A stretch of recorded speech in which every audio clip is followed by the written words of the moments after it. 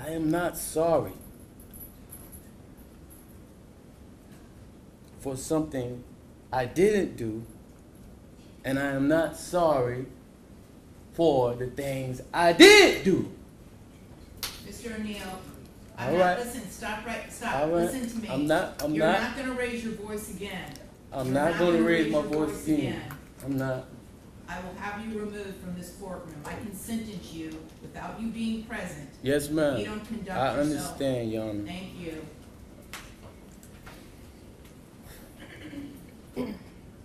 But I will say, I'm sorry for your loss. 19 years I've been at this job. I've seen human beings killed at the hands of others in every way imaginable. You name it, I've seen it. Shootings, stabbings, drownings, suffocatings, blown apart by cars in DUI manslaughter cases. Horrible things. This is the worst case I have ever seen as far as the facts go.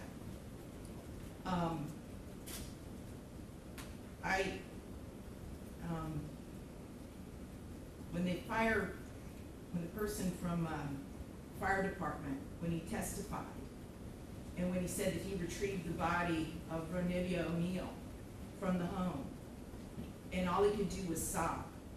It took every ounce I had not to start sobbing too.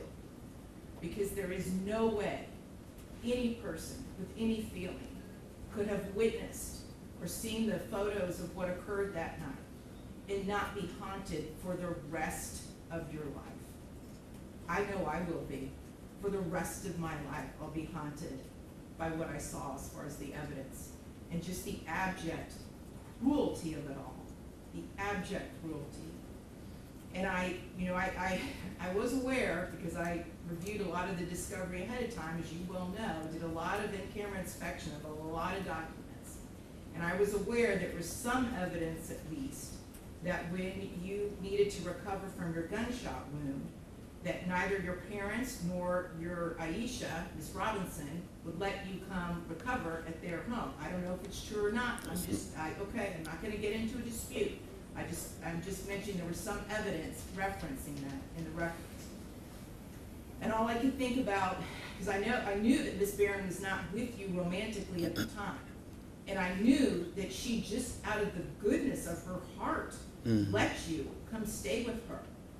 And it is beyond tragic that that critical decision ended in so much horror for her and for her children.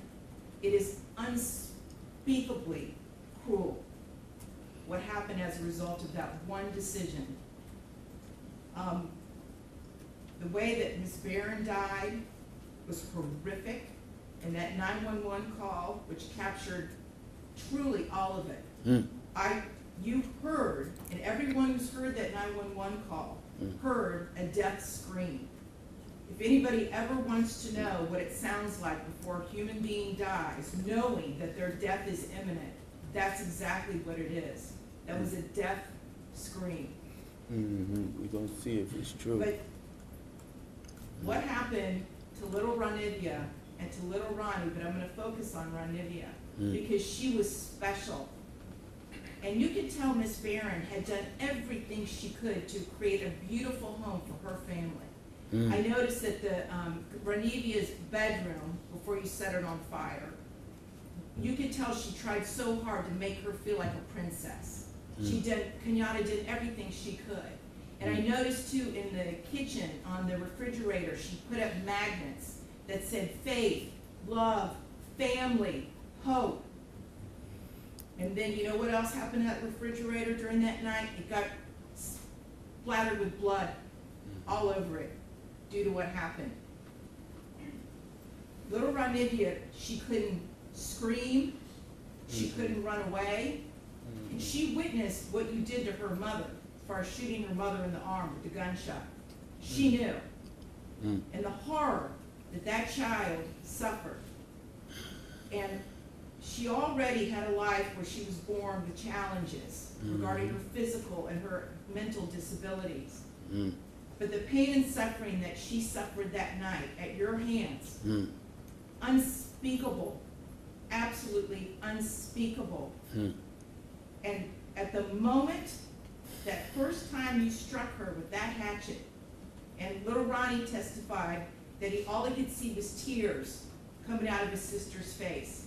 At that moment, that child knew she was being betrayed in the cruelest, most tragic and sorrowful way that a child could ever be betrayed. She was being betrayed by her parent, the one person that should be there to protect their children and love them and keep them from harm. And that was the last thing that child felt before she passed on from this earth, was your utter, cruel betrayal to her.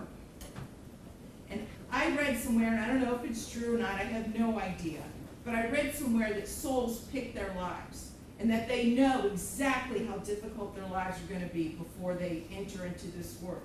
And I don't know if that's true or not, but if it is, Ronnie Oneal is one of the bravest souls I have ever come across in my 54 years on this planet. One of the bravest ever, ever, because she suffered so traumatically.